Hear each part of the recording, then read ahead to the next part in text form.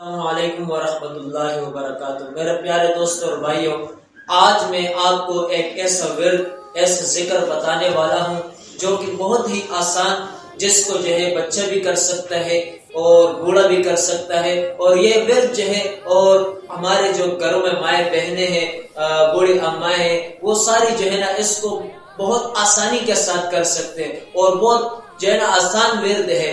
اور اس سے کیا ہوتا ہے، اس سے آپ کے جتنے بھی پریشانیاں ہوگی، جتنے بھی آپ کے معاملات ہوں گے پسے ہوئے، وہ سارے اللہ رب العزت نے فضل و کرم سے دور فرمائیں گے۔